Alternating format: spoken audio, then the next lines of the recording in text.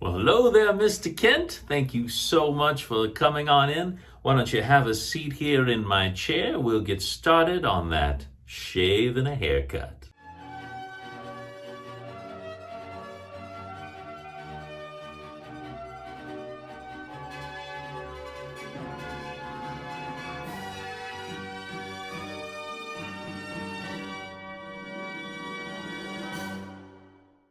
All right, Mr. Kent, it's so good to see you. You know, I have read your articles for years now, but I have never seen you come into a barber shop before.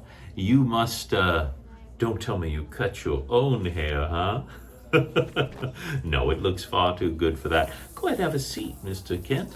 You are looking fine and dapper today. If you want to remove anything that might get wet, your watch or your ring, anything like that, no, don't worry about it. It's entirely up to you.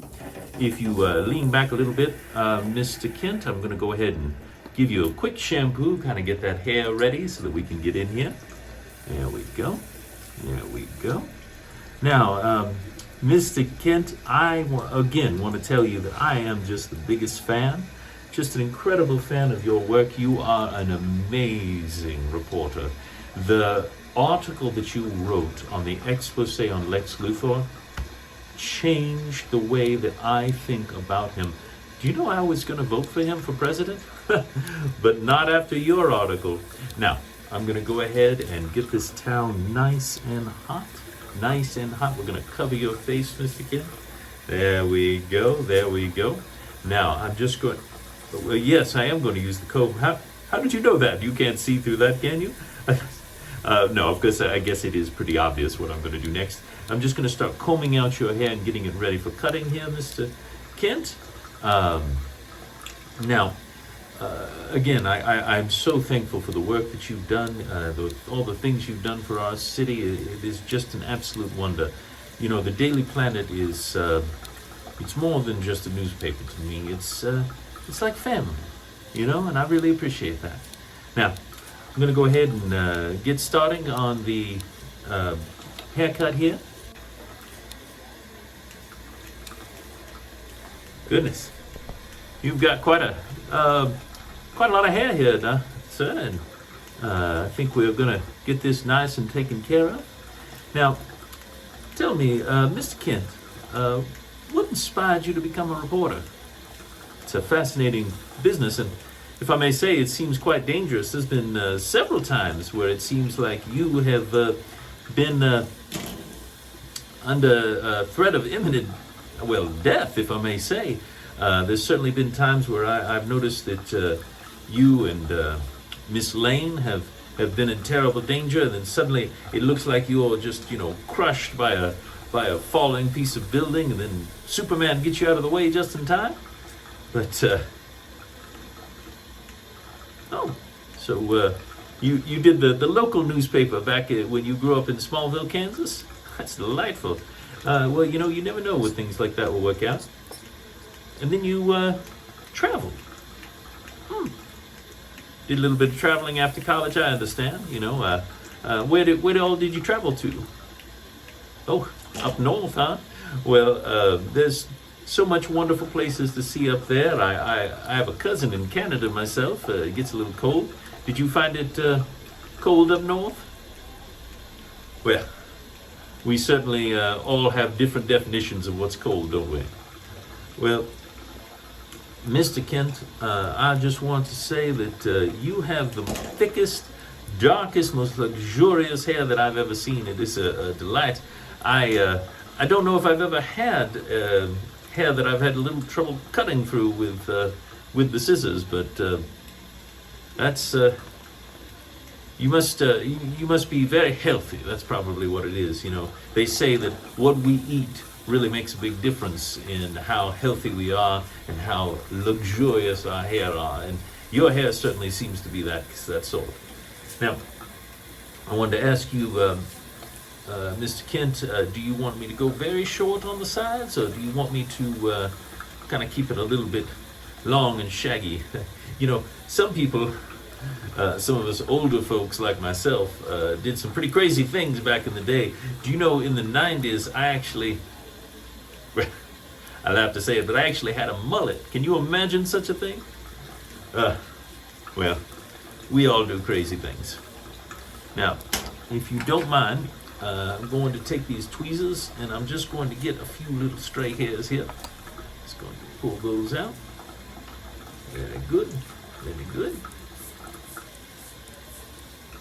Oh, sorry. I hope that doesn't hurt you too much. We can't all be invulnerable like Superman, of course. Now, speaking of Superman, it seems like you and him have a pretty close relationship. You all seem to get along pretty well. Well, I guess it kind of comes with your business that you work so closely with the superheroes. But there's other superheroes in here in Metropolis. I've seen that Plastic Man around, the Elongated Man. We have a lot of stretchy superheroes. You ever notice that? But anyway, the other ones. There's the two Hawk people, and that spooky bat fellow's down in Gotham. But there's a lot of superheroes in Metropolis. And yet you mostly seem to work with Superman. It's funny. I was just thinking, I never see you and Superman at the same time. Isn't that funny?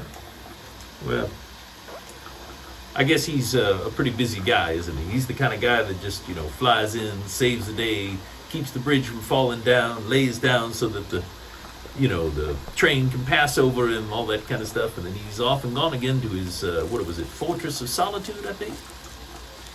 My favorite thing about that Fortress of Solitude is that key.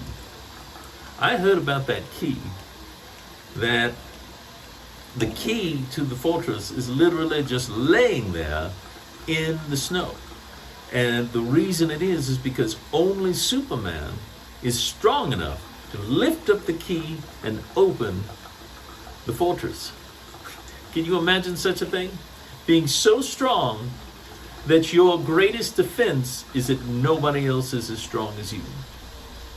Now, I know you and I can't imagine such a thing. Obviously, you're not Superman, because if you were Superman, I wouldn't be able to cut your hair, would I? No, not at all. Are you sure that I know the water is running here? I'm gonna run your hair through after I finish your haircut. Are you sure you don't want to take off any of your jewelry or anything? Okay, just checking.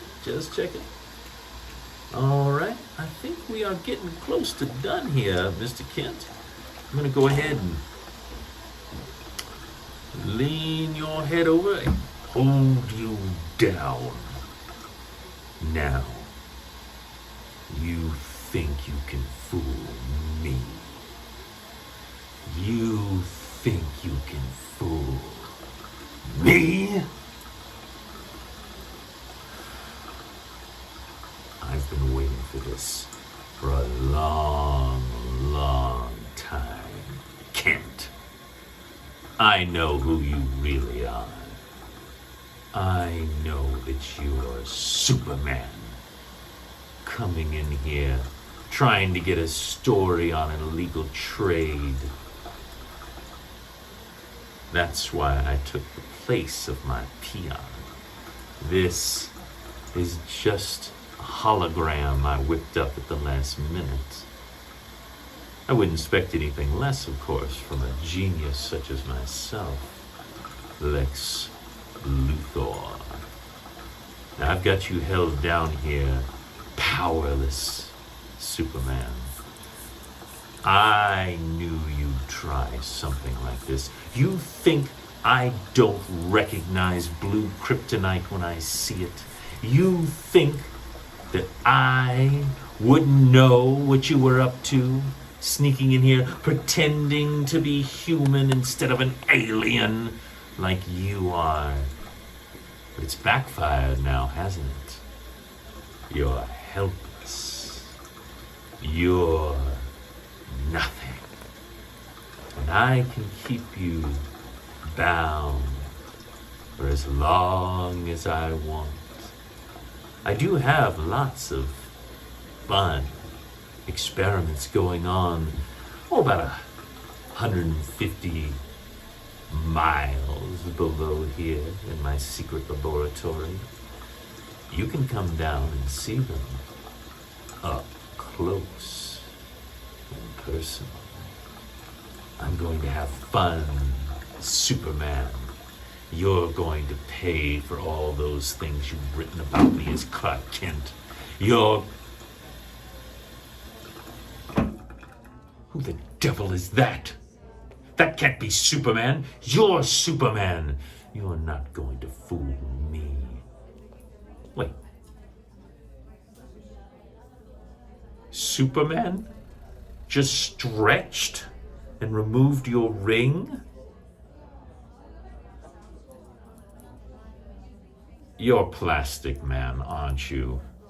I should have realized the red colors weren't right. But you know what that means? That means I know now that you're Superman. That means that I will ruin your life, Kent. Who's that? You're not Plastic Man. You're Martian Manhunter. You're going to erase my memory, aren't you? I hate how many superheroes are in Metropolis. Thank you so much for listening. I hope you enjoyed, and I hope you enjoyed this haircut. If you do enjoy these Roleplay Riots, please subscribe. It helps me, and it helps you when a new show comes out. Go ahead and check out. You can find links below. I do short videos on TikTok if you want to see those under Roleplay Riot. There's so much more to see. Thank you so much, and I'll get started on your haircut right away.